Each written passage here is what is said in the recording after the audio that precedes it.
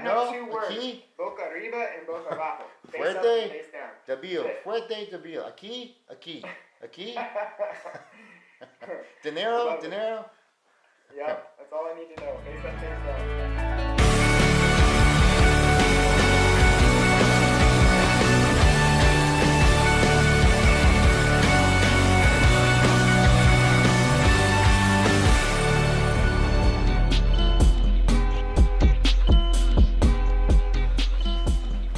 What's up, Pete? You hear me? Hey man, how are you? Good. What's going on? How are you, dude? I'm just hanging out here in Phoenix, man. Awesome. And I'm just trying to find the right team for this IAmHeroProject that we're my Act 3, so to speak. So, you know, from chiropractic to this. And I'm working on the keynote for this hero concept. You know, I'm working because I know Garrett said, "Hey, listen, April 12th." I'm like, crap, but it's good. It's good under pressure to get 19 minutes down of it, but and develop it. So who are you wanting to speak to, Kurt? Like, who is it that you want to speak to? I mean, it's not chiropractors, is it? Only? No, dude, I am not. I am a chiropractor, and that was Act 2.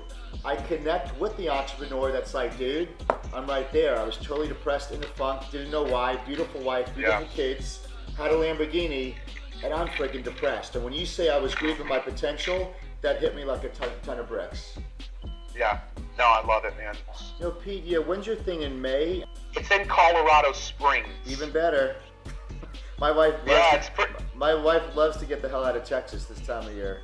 Dude, I love it. Yeah, it's the 18th and 20th. 18th through 20th.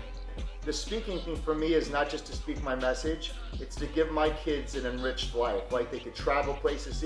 It's something they can't learn from a book. So there's so many deep roots behind, you know, doing this. Yeah, I'd love to have you here. And I'll be honest, you would be an incredible fit. We do a 3-day event. I'll email you the link when we hop off the phone. You know, it looks like May will work out, so I'll send you the links to that. Can't wait to meet you in person, man. I'm glad that Isaac introduced us. We'll talk to you soon. All right, thanks, Pete. God bless. Bye-bye. See you, bud. Bye-bye. Sweet. That's why with Justice, if it gets that said, you start now. I want him to watch because I realize like I watch Gary or Grant Cardone. We're looking at guys 50 and 40 because I relate to it. We have so the things they say about Ram Man and he like those little things in between the lines. Like I get it. I played with those or baseball cards. Like so like you relate to those guys. But Justice needs to find the guys he relates to that's just a little bit older. That's a better model for him to look up to, relate and model than someone who's 40. Like Justice wouldn't get Gary Vee. You know, but when he sees someone who's 17, 18, 19 doing really good things, then he could relate because it's not that distant. And he could start modeling success of a 17 to 20-year-old who's doing it great. Because like, oh, he's 17, look what he could do. And it shifts the mind expectation, raises the ceiling. So what my son thinks is normal to everybody else seems impossible.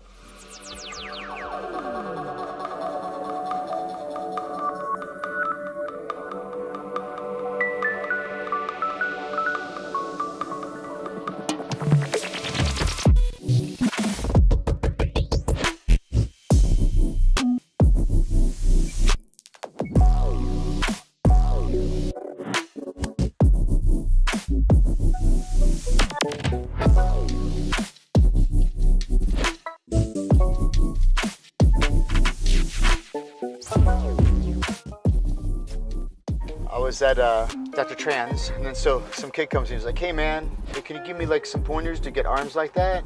I go, yeah. I go, 27 years. He's like, oh, really? You know, what's that? You know, like anything else? I'm like, no, 27 years. I'm like, I didn't skip a meal for 27 years. I woke up and worked out for 27 years. I got my sleep in for 27 years. And so all that gets to the point where you want to ask me how to get my arms a certain way. And I'm going to tell you 27 years. Well, he didn't like to hear it because it's something that you can't catch up.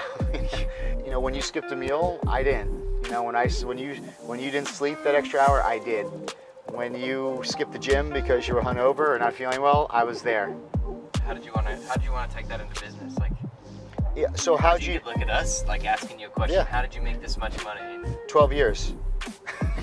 12 years. You know, I worked. Whitney and I, we worked outside of the office thing. We got coaching, we got mentors. Remember, that's what I'm talking to you guys. I sought out thought leaders for 12 years. For business, you don't need 27 years. You could find someone who's worked for 27 years and they could give you the tools or the blueprint that got them there, with all the mistakes they made and what they learned. You could condense 20 or 30 years down to 5. Seeking people in your profession that have done what you've done or want to do, and when they tell you, as long as you listen, you get to avoid all of that. And then their ceiling becomes your floor, and then you get to rise above that, make the pitfalls, invest, and then you'll be able to take it higher and scale it higher. So what the 27 years represents is that discipline muscle we talked about probably in like episode 1, right, Timmy? And the discipline muscle, or we actually talked about earlier today, it's, remember, like these videos keep us slightly uncomfortable. So the more uncomfortable we are in the long term, just like a muscle, it's going to have to adapt to get stronger. But we just don't want strength, we want endurance too. But the main factor is you got to be uncomfortable, and the uncomfortable builds that discipline.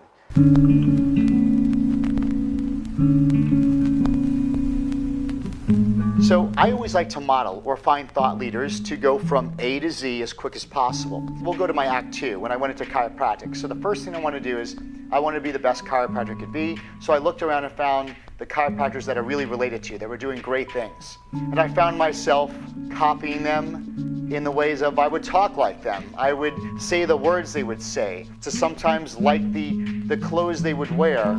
But the problem with that is I was wearing a suit jacket that felt too big.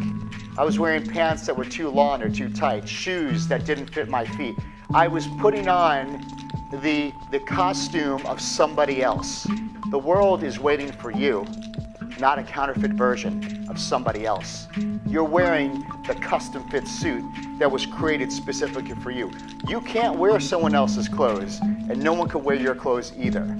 But like I said, you could do things like, you could copy someone, like they say, success, you can model success.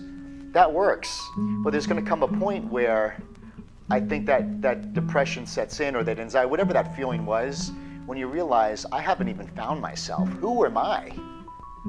Like, I don't even know who I am. Like, have I had an original thought? Then you realize, wow, I'm not me anymore.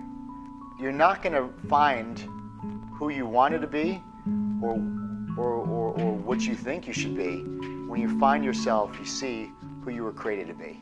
And I think that's the greatest gift someone could ever be aware of in life.